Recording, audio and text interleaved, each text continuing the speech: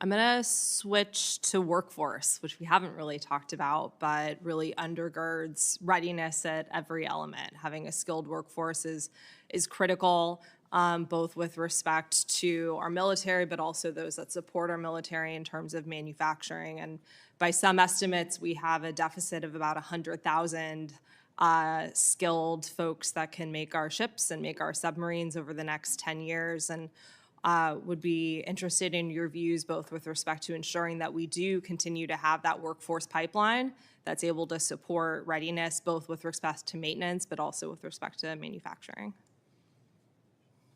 Commissioner, that's a fantastic question. I think it really gets to the heart of just root problems we need to really get after.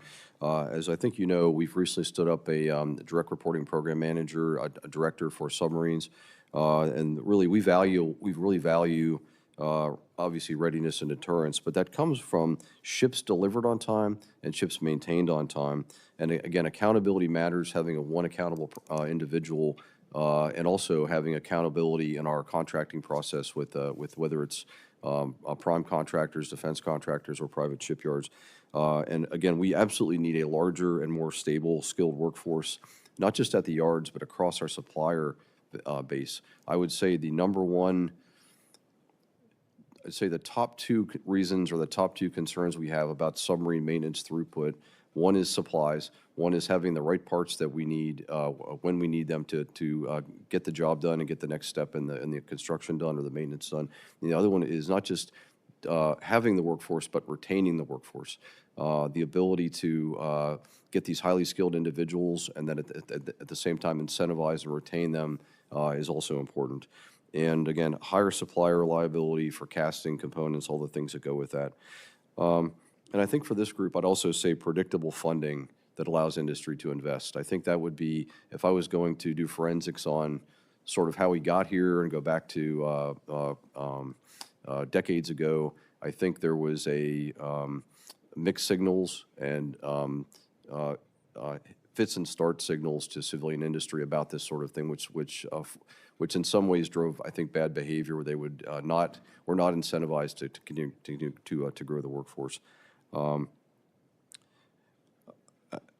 I think also, I would say personally, having been to our private shipyards, having been to our public shipyards, again, I would say, when I say battle-ready sailors, it's also this battle-ready workforce. I will tell you that it is incredibly impressive what those men and women are doing. And I know we're looking ahead back to the question earlier about new technology.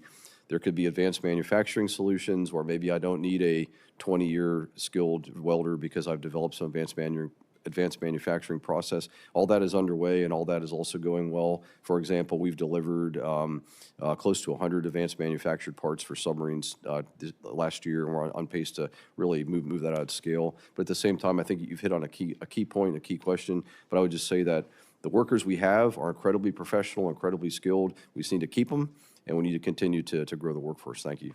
Great, thank you. And if you have any additional recommendations that you'd like to send over to staff on that piece, please let me know.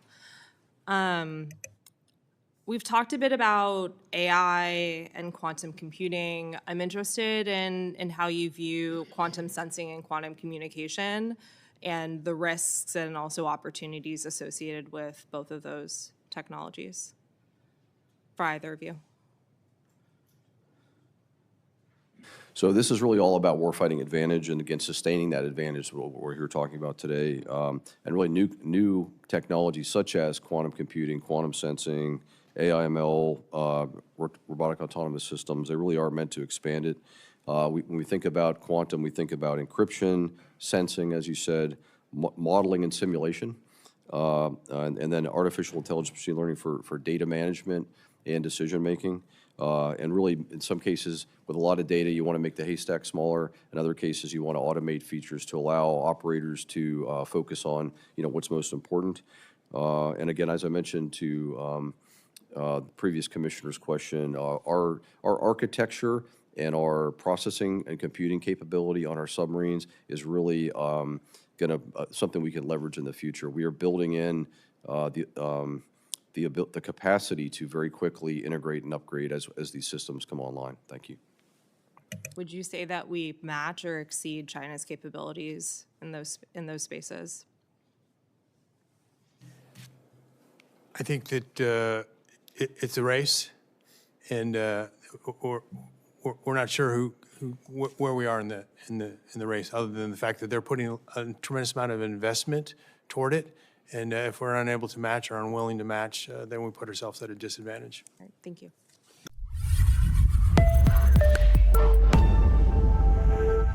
I wanted to ask if you could comment at all on China-Russia coordination or collaboration, and in what domains, and if there's any indicators that would signal, more meaningful collaboration than what we currently see.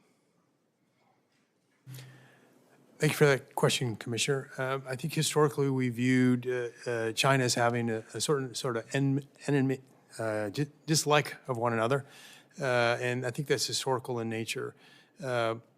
After the fall of the Soviet Union, Russia did sell platforms to the Chinese, specifically Kilo submarine and some anti-ship cruise missile capabilities that significantly helped their jumpstart their submarine construction program and gave them advancements in quieting with regard to propulsion and sensors. Of late, we've seen a lot with regard to the relationship between China and the sort of the no limits on that relationship. But I think we can attribute, I don't know that's actually delivered anything concrete from the Russians to the Chinese in that regard. I think we would attribute more of the Chinese testing and innovating, and then continuing to innovate or continue to iterate on their innovations for their advancements to date. So, Mr. Commissioner, I'd agree with Admiral Brooks's comments. I'd also offer that we pay very close attention to all activity in the Indo-Pacific theater, and we have historically observed what I'd call basic level interoperability type exercises or operations between those two potential adversary countries. We have not seen anything, I'd say beyond that. But when you hear relationship without limits, we're obviously alert for any indications of that. But now I would say, I think Admiral Brooks characterized it very well. Thank you. Good. Admiral Seiff, you've commented, I thank you both for those answers. Admiral Seiff, you've commented on allied coordination and the importance of such, and AUKUS as an example. I'm wondering if there's one or two areas of improvement or gaps that you would highlight for the Commission as to what could be improved. Yeah, Commissioner, thanks for the question. I would say, as a positive, just fundamentally, our allies in the Indo-Pacific theater are incredibly professional and incredibly capable, and they are very eager to do more and, again, to fully integrate with U.S. forces in the 7th Fleet and more broadly in Indo-PACOM. If there's areas we could continue to evolve and improve, I would say, back to this interchangeability discussion, if you look at just the vastness of the theater, growing key allies' ability to just cover either geographic areas for us or to cover specific mission sets, I would use, we talked just recently about the unmanned vehicles, surveys, could be mine warfare, could be strike warfare, could be anti-submarine warfare. When I say anti-submarine warfare, this is a team sport, team effort. It's cross-domain. Tracking a target submarine is space to seafloor and everything in between. And when you can plug in allies and partners into that mix, that cross-domain mix, it could be a surface ship, could be a allied submarine, could be an allied aircraft with allied or U.S. sonar buoys, and being able to just do handoffs and do that level of interchangeability. That's what we're really keenly focused on, and I think those are all efforts that are underway. And I think our allies are eager to maintain that interchangeability and eager to break down any barriers for technology exchange that allow them to just plug and play like we're talking about. Thank you.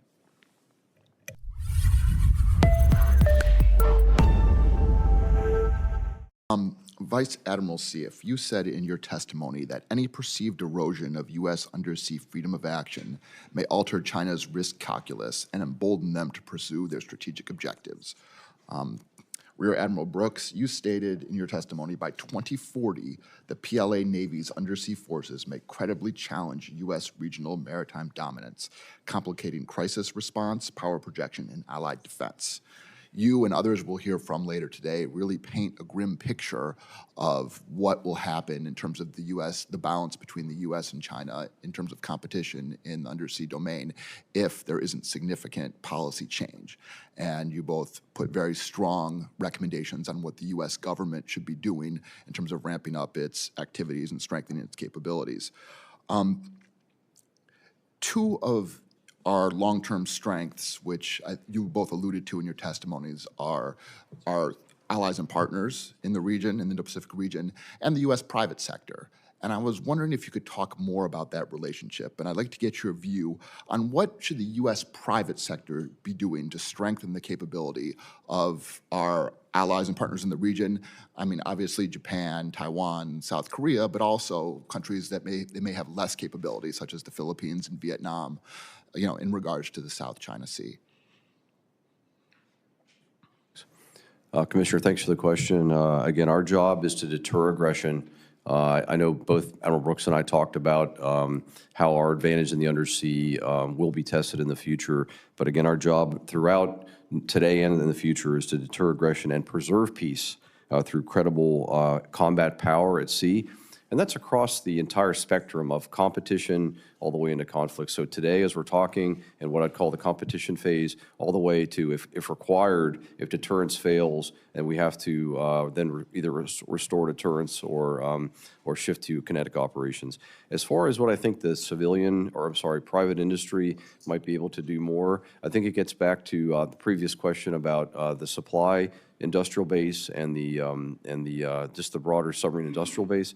I think that there's so many layers to that and so many places where we need more robust supply base, we need more robust innovation, and at the same time, what we owe industry is breaking down these barriers that allow collaboration and allow, for example, under AUKUS Pillar 2, to be able to share technology, share information, be able to work on more key projects. Again, I think is an example of what right looks like, but being able to break those barriers down, to be able to give those allies, the real capable allies, what they need to be successful. Thank you.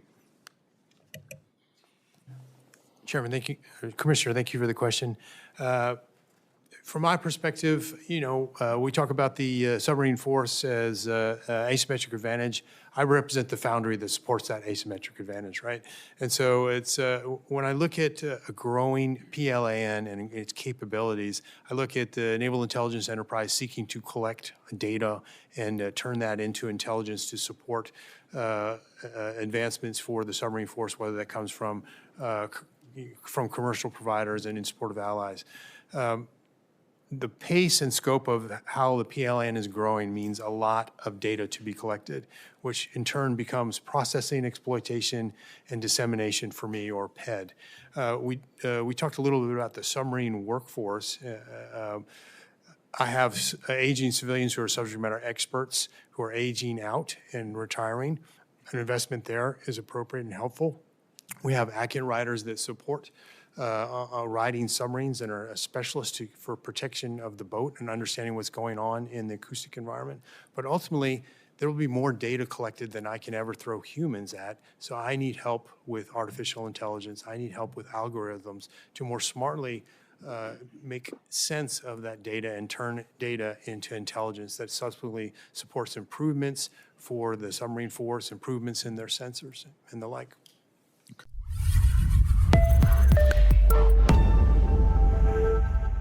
When people talk about a potential Taiwan contingency, or really any contingency in the region, people can see what China is fielding, what kit they have, and what they've invested in. But there's this, to use the Rumsfeldian lexicon, there's this known unknown. They haven't seen combat since 1979. How do they do in the fog of war? How do they do with these complex operations? And you see that mostly addressing an amphibious invasion and how complex that and difficult that might be, and what are they going to do if problems are thrown at them. But in the public domain, there's not a lot of discussion about the undersea capabilities in this regard.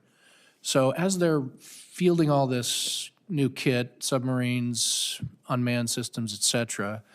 Do you have a sense of how well they're doing in terms of the actual operations and integrating that, and how they train and exercise, and maybe throw in the massive purges going on within the PLA, which has not left the PLAN untouched?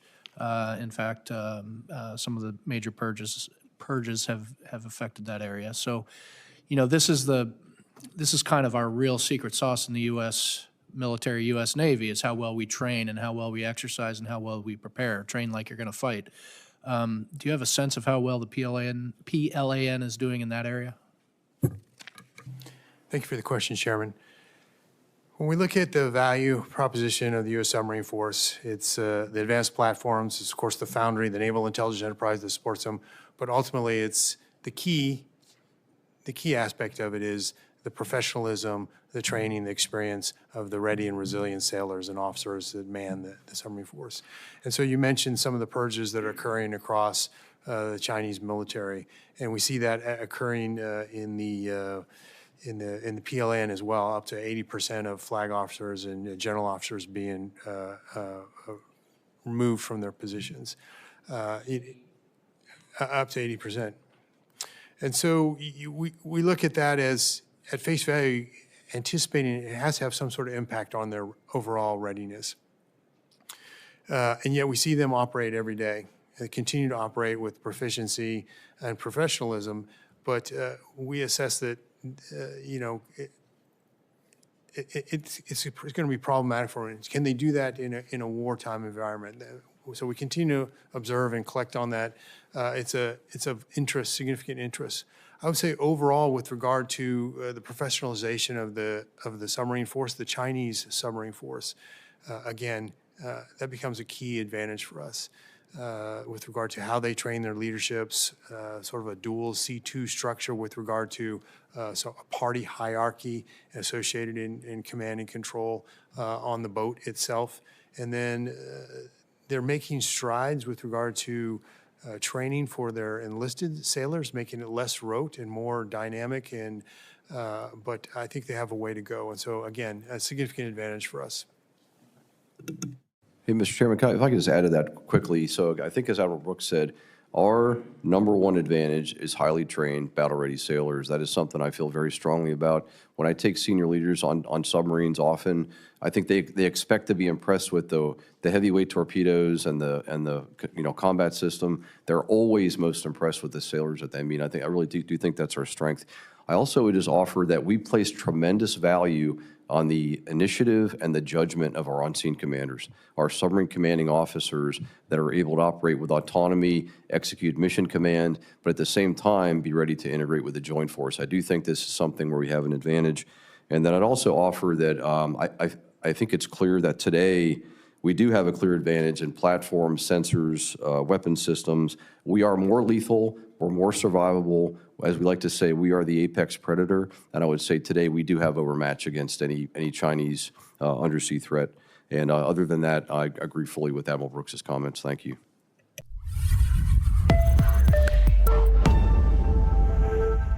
Admiral Brooks, in your testimony or in the response to questions, you said 200 cables are cut a year. Can you just give us your sort of assessment of what global capacity is to repair cables as they're cut? And then also sort of, does it take a day? Does it take a month? Do I just, go to Walmart and get a box and I go clip it on? How does this work? Mr. Vice Chairman, thank you for that question. I think I would be giving you a wag so I'd like to take that as a question for the record. If you'd like my wag, so sort of cable laying capability is globally, I think speaking for the U.S., it's in limited capacity. And a lot of the large commercial companies like Google are using the cable laying ships. And so I think for the U.S., speaking for the U.S., it's a fairly limited capacity. But if I could, sir, I'd like to take that as a question for the record. That's fine. I'd never thought of this until you just said Google. In the context of the Air Force, we have the civilian air fleet that we can call upon. Is there a similar authority or capacity or capability that exists for the Navy in the event of cable cuts in a conflict situation? So in a crisis, we do have an existing framework, but where repair priorities would be coordinated through an interagency process. But I think it's a fair point that we today do have limited repair capability. I'm talking mainly for military applications, but I think the same would apply for again, this process would cover that. But then going forward, what we really support is building a resilient and reliable capability that could be government-owned, it could be contracted, it could be a hybrid, based on cost and readiness. And I'll agree with Admiral Brooks. We'll take a broader question for the record. Thank you. Appreciate it. Admiral Brooks, you talked about one of my favorite topics, which is data. Can you just give us a sense of sort of the AI, the data readiness of the Navy, or I guess maybe just for your purposes, the Office of Naval Intelligence, when it comes to our ability to sort of, plug the Ethernet cord into the ONI's data and to sort of deploy AI against it? I would describe us as somewhat as lurching toward the future, lumbering.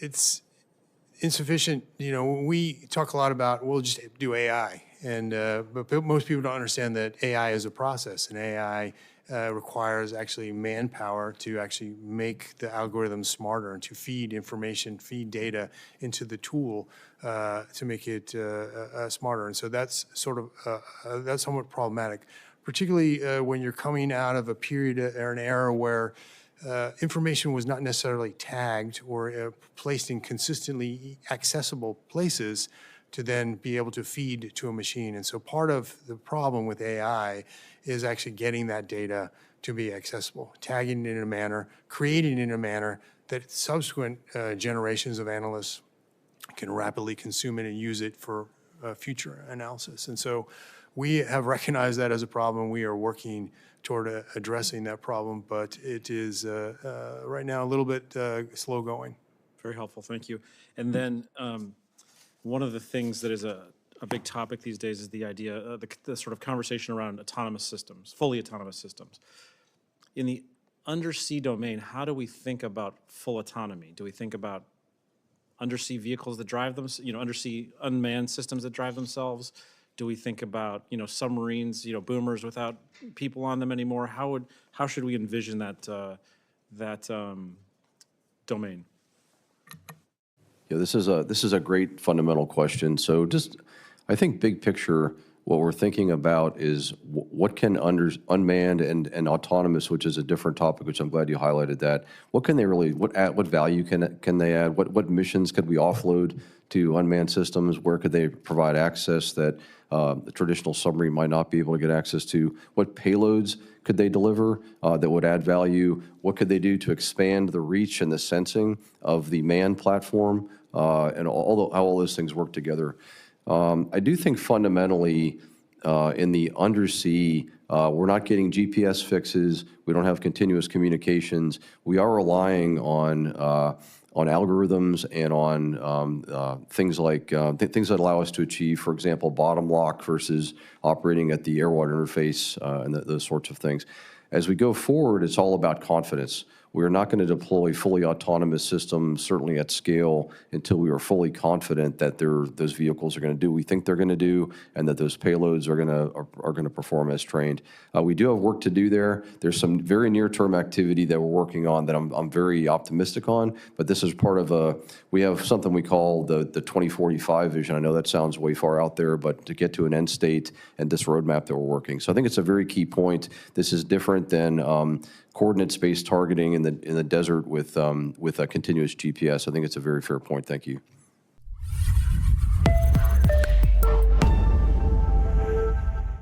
One last question. Admiral Brooks, you mentioned in your testimony that by 2040, the PLA's Navy undersea forces may credibly challenge U.S. regional dominance. If trends continue, by 2040, is the U.S. positioned to maintain our advantage? And I guess another way to frame this is, how vital are the recommendations that Admiral Seife put forward? Is it fair to say the clock is working against us or for us? Well, thank you for the question, Commissioner. And after I answer, I think I'd like to turn it over to Admiral Seife. But is the clock working for us or against us? I think that's for us to decide. I think this is for us to win or lose. We have the advantage. Do we have the determination to maintain the advantage? And that advantage looks like investing in advanced platforms like submarines, manned submarines. It looks like investing in collection capabilities at uncrewed underwater systems, as well as data collection, whether it's fixed or mobile sensors, and then the workforce to build these platforms, the workforce to exploit the information that we're collecting. Again, it's ours to win or lose. So fully agree with Admiral Brooks's comments. I think, again, highlighting our key advantages today are 100% our battle-ready sailors, our what I call generational advantage in things like undersea quieting and technology, and then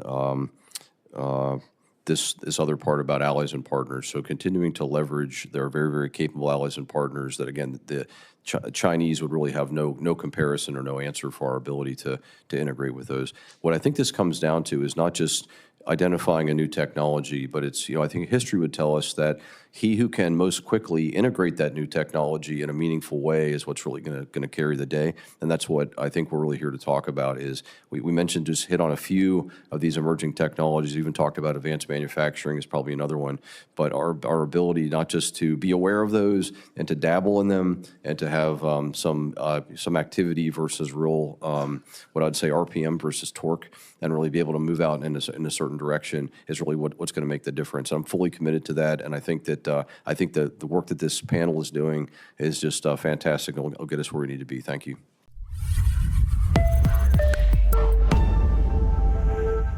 I'd like to build on the excellent testimonies of Admiral Seif and Brooks and first offer a strategic perspective regarding China's approach to maritime matters, of which the undersea is an important subset. We must first acknowledge how deeply China has invested in its quest to rule the waves, particularly in places that matter to Beijing, all part of its grand strategy. This ambition comes from the very top.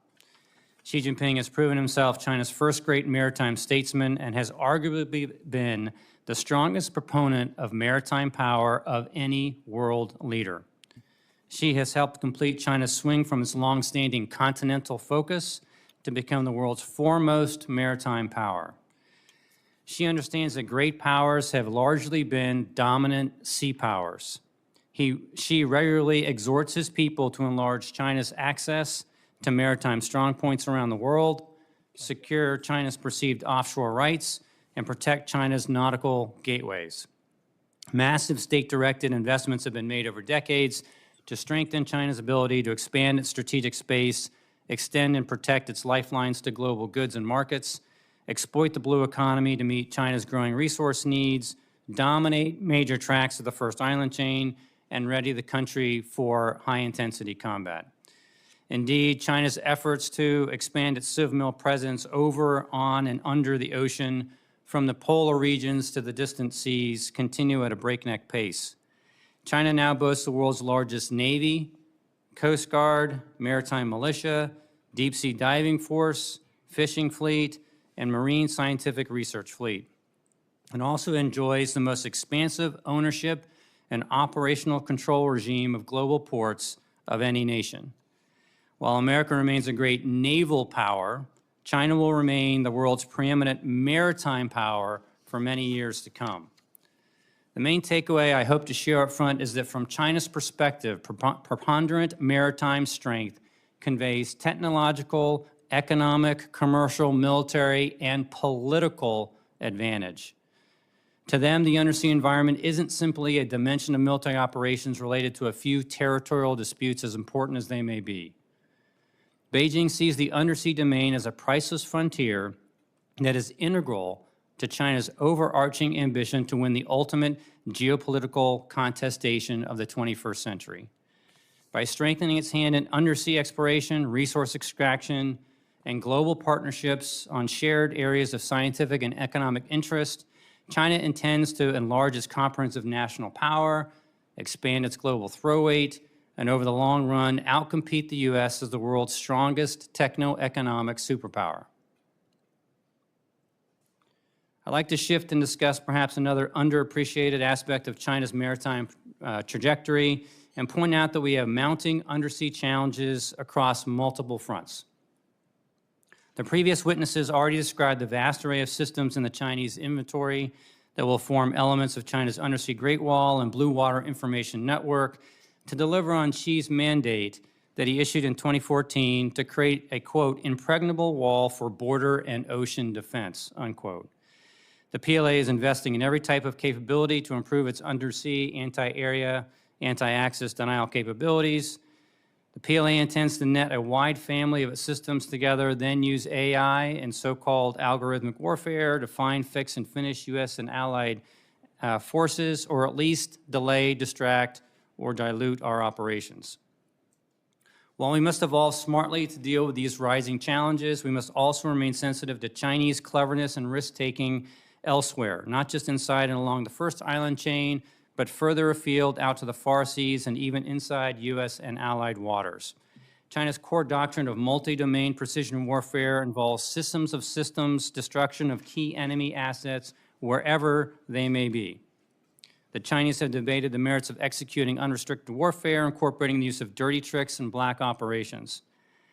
As such, we need to be prepared for the Chinese to engage in a combination of symmetric and asymmetric activities that might include the following, some of which could be executed today, others within the next decade. 1, Chinese cruise missile-equipped subs gradually expanding their operational arcs into U.S. home waters, not just up to Guam or to the Hawaiian Islands, but to the U.S. West Coast and along our northern tier in the Arctic, possibly timed coincidentally with Russian sub-patrols. 2, severing or manipulation of U.S. seabed cables, sound surveillance systems, or energy lifelines. 3, COSCO ships or other Ghost Fleet merchant ships dropping leave-behind seafloor sensors or munitions along critical sea lines of communication. 4, Chinese sleeper cells in the United States that could use commercial waterborne drones for sensing or sabotage near or inside U.S. bases or ports. 5, development of a Chinese version of a Russian Poseidon torpedo with transoceanic capability that could threaten our coasts. And finally, 6, capabilities in other domains such as future ballistic missiles that could deliver torpedoes or other maritime effectors quickly at long range towards U.S. operating areas. These threats are within China's means and willingness to employ under various conditions, and the Chinese continue to demonstrate that they intend to bring the fight to wherever we operate, including inside our borders if necessary.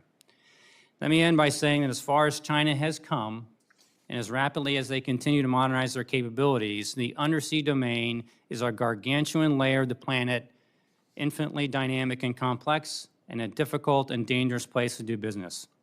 The Chinese have not yet matched our technical expertise or militarily relevant knowledge of the undersea, nor have they accumulated the hard-won experiential know-how of American operators. Therefore, the U.S. and allied assets continue to enjoy sufficient capability to project power where they need in the near term. But China's rapidly expanding capabilities in multiple domains have markedly increased the challenges associated with maneuver, attaining battle space awareness, achieving sea denial or sea control, and defending our homeland.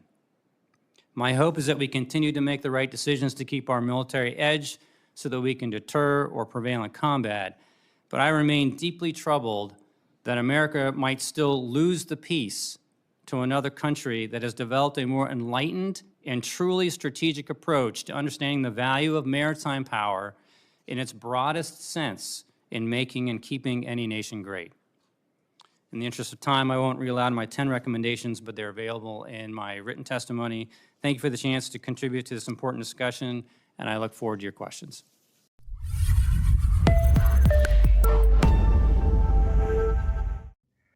The People's Republic of China is partway through arguably the most consequential expansion of undersea military power in the post-Cold War era. And it has one real purpose, and that is to undermine American undersea superiority. There's been a lot of discussion about China's advances in nuclear-powered and nuclear-armed submarines, but over time, I'm extremely concerned about the way that Chinese advances in two categories, the first uncrewed underwater vessels, or UUVs, and the second, their Transparent Oceans Initiative, or expansions in sensing, could reshape the naval balance of power in the Indo-Pacific.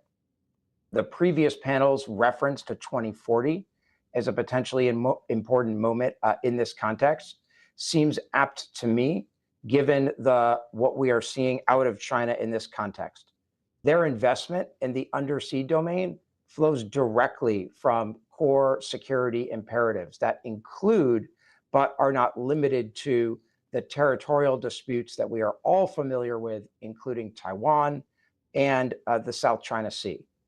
China is focused on the maritime domain in particular because they are aware that this is the area of greatest comparative advantage for the United States Navy in present, and the uncertainty that the stealth of the United States Navy generates is a substantial deterrent to Chinese activity in the Indo-Pacific.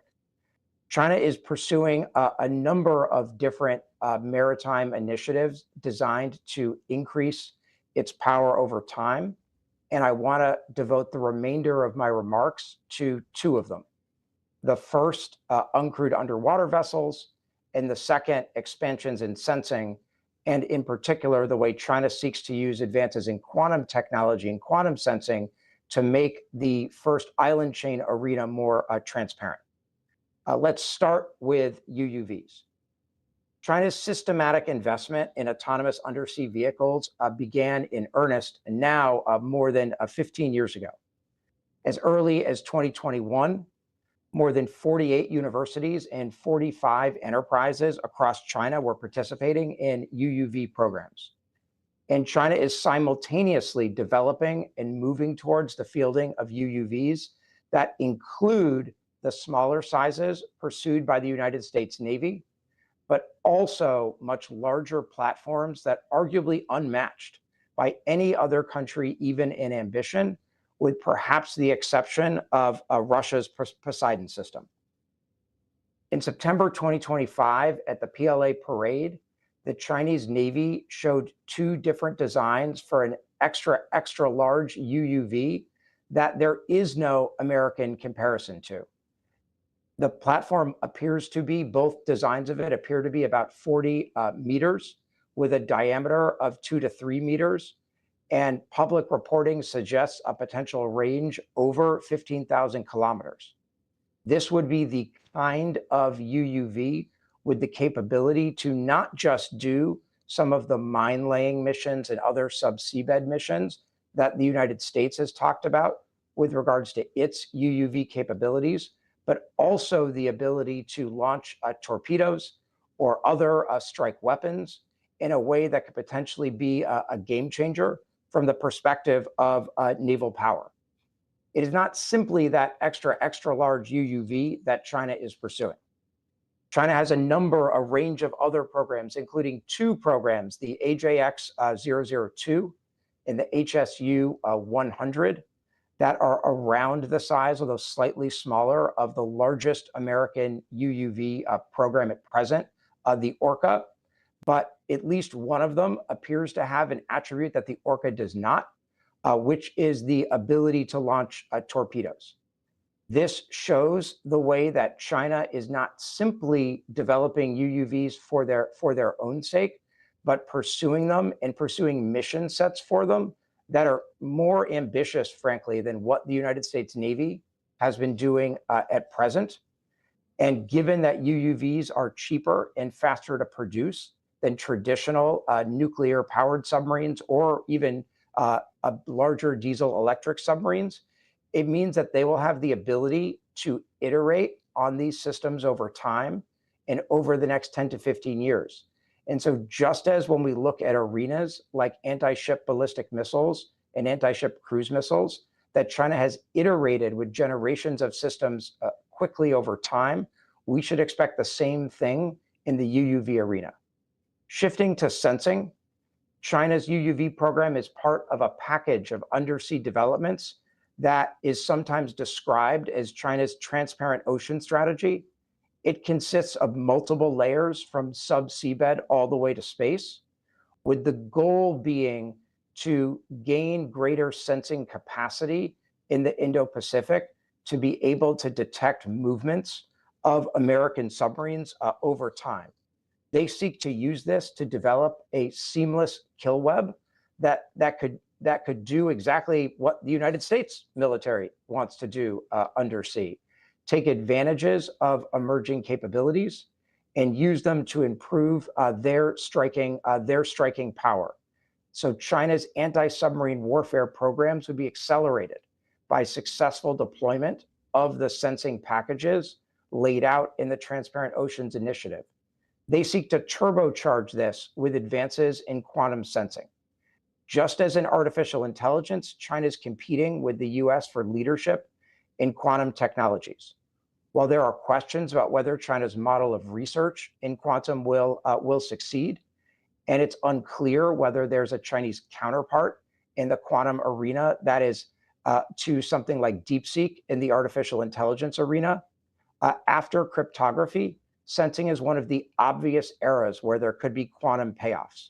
And China's attempting to use drone-mounted quantum sensors that would enable them to detect small movements in relatively shallow waters, making areas like the Taiwan Strait and the South China Sea obvious areas of applicability for a quantum sensing network. This is an area that China is investing a lot in, and we should expect more in the future.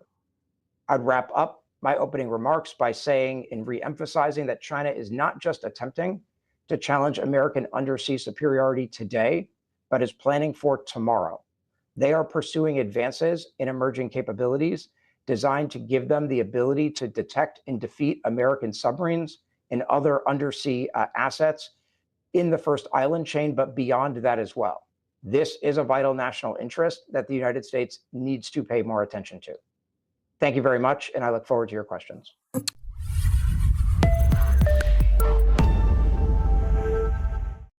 So I want to ask you a question about the trajectory we're on and the ability to create a net assessment in which we would have a high degree of confidence that we understand the deltas and in particular the trajectory where it would leave us. But that, as you've pointed out, is relying on having a very good understanding of red and understanding its trajectory.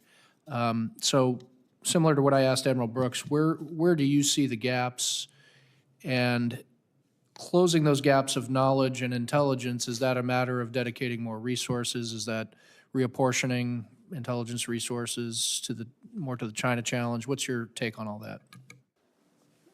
U.S. intelligence has been surprised by the Chinese in too many warfare areas over too many years.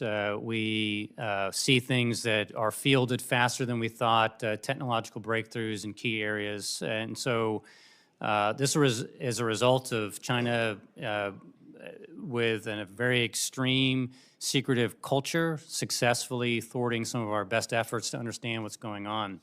We do not know enough about what's happening in China's R&D base so that we can go upstream to see the early and faint traces of something that's developing that may be fielded later on.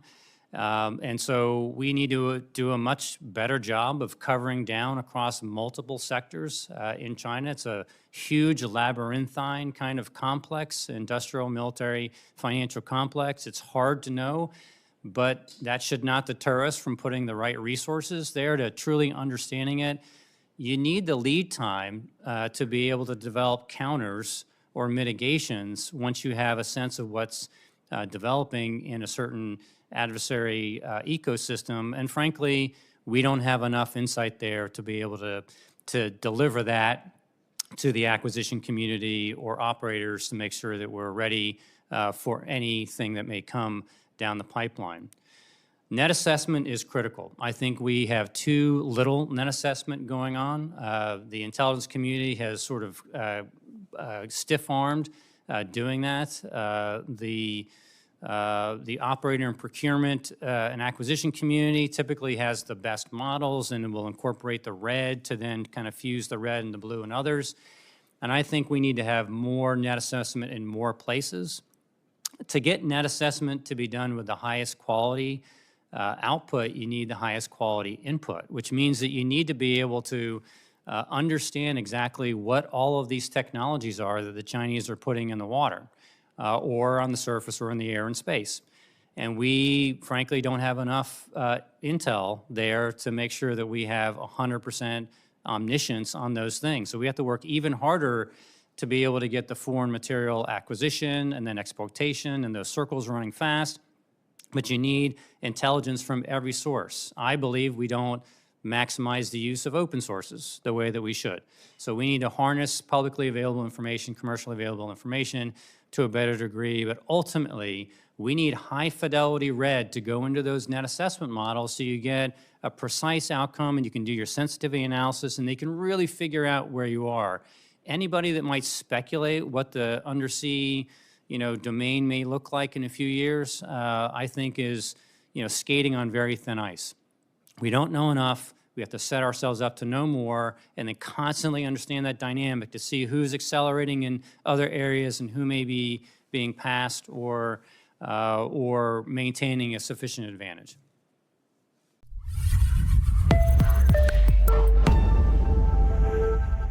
Of the two areas you chose to focus on, you focused on the Transparent Ocean Initiative that China has undertaken. And again, I'll channel Admiral Studeman from a previous conversation that we had. It's not a binary, you're opaque and then you're transparent. It's opaque to translucent to something close to more transparent and so on and so forth. So in terms of where they are now and where they could be in, say, 5 years, are there greater risks in terms of their sensing, detecting, sensing, tracking, that fall short of a completely transparent ocean? That's a great question. I think they are improving right now, but aren't there yet. They're in placing sensors, but are facing some of the challenges that we all would expect, and that Admiral Studeman's also well familiar with, which is some of the difficulties in communication undersea. And that, particularly when it comes to placing sensors and networking them together, there's a difference between sensors that get information and then the ability to communicate that information and make it actionable if you wanted to do something about it. And it's that connection between sensing and action that I think is proving the most challenging for us and frankly for them. That's why in a couple of other contexts related to artificial intelligence, I've been skeptical about the prospects for a truly transparent oceans developing. I do think that the smaller the spaces that we are trying to move our submarines in, and within the first island chain, you can get into some pretty tight spaces, the higher the probability they have of making progress within the next few years, particularly given their willingness to flood the zone in some ways with sensing, and then figure out how to use it later. But as Admiral Studeman said, there's a great deal of uncertainty in this context.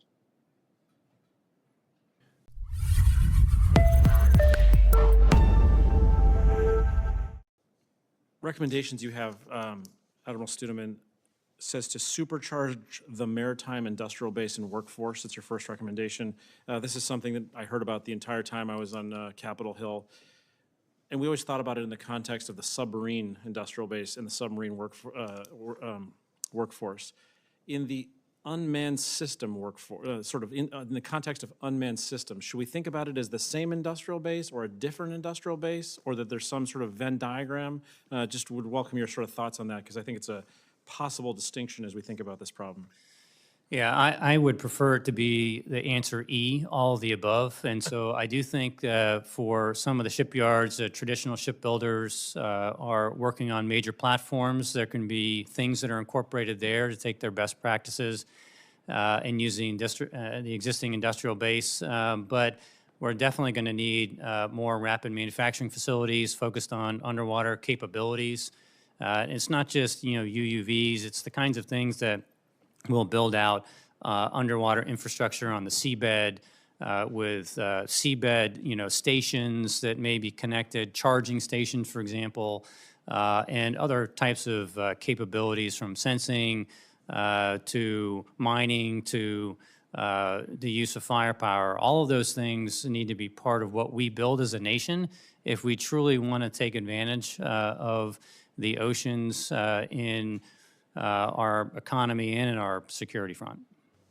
That's really helpful. I appreciated your Can comments. I jump in on one piece there? Oh, sure, Mike. I was Just just going to- to come to you the question, but if you want to jump in, go for it. Just to say, I think that you're absolutely right what you're implying, which is there's a substantial difference between what the industrial base might look like for UUVs or for USVs. And that's especially true for things more at the smaller kind of frigate size that you might, kind of the max size that you could build in yacht yards. Because one of the challenges is even if we improve the workforce and this in the main sub-industrial base, the orders and sort of size of the yards means that you're already backed up for a really long time. I think there's massive opportunity by thinking beyond that into things like DARPA's No Mars program or some of what, just to give an example of one company, a company like Saronic is doing, since you could produce those in yacht yards rather than the traditional shipyards. Thanks, Mike. Admiral Studeman, you had this commentary about net assessment. I'll tell you, one of the things that I had the hardest time doing when I was in my previous position was getting the intelligence community and the Department of Defense to sort of give you the net assessment. So I know there's been a lot of work done on sort of CAPSAP integration in a variety of areas in this space, but it is something that we're terrible at. So I appreciate you sort of shining a light on that issue. Mike Horowitz, quantum sensing. Last year, the China Commission, or this commission, did a trip where we talked to the sort of quantum information science community. One of the areas that we learned a lot about was quantum sensing. As we sort of pulled the string on it last year, there were sort of two big observations that I think Commissioner Miller and I had, who were sort of the leads on this trip. And it was that, one, this technology is pretty far away, and two, that the industrial base for the quantum sensing community mostly exists in the academic community, although there are a lot of sort of folks that do sort of aspirational work in this area. Is that a sort of an assessment that you would share, or would you sort of try to recalibrate our minds? And then the second thing I would say is that one of the things we've been thinking about on the commission is this idea of convergence. And so AI's convergence with quantum sensing, the broader quantum community, is there opportunities to accelerate the quantum sensing field of science, or is it still too far away? So just, I'll open it up to you, Mike Horowitz. Those are great points. I agree with both of those points. I think that the quantum, if there is a quantum sensing revolution, unless there's some kind of technical breakthrough that I'm unaware of, that's probably already happened, we are talking at a minimum a sort of 10 to 15 year timeline for that to really pay off. And in part, that's because you're absolutely right about the second area, which is the quantum field in some ways is dominated by universities. Compare that to AI, for example, where now of course it's companies that dominate the AI field, and there were trends sort of 5 or 10 years ago where you increasingly had elite faculty that worked on artificial intelligence leaving the university, not just consulting with the companies, but leaving the university world full time to go work for the company, to go work for varieties of frontier labs. We haven't seen that kind of thing happen in quantum yet, in part because there's not the same amount of money in it, and it's not yet the case that there's research you can do in the commercial space that you can't do in academia. I think greater resources toward quantum sensing would seem to be essential, and there needs to be some public-private synergy here, I think, to make that happen, because it does seem as though the timelines here are a little bit longer.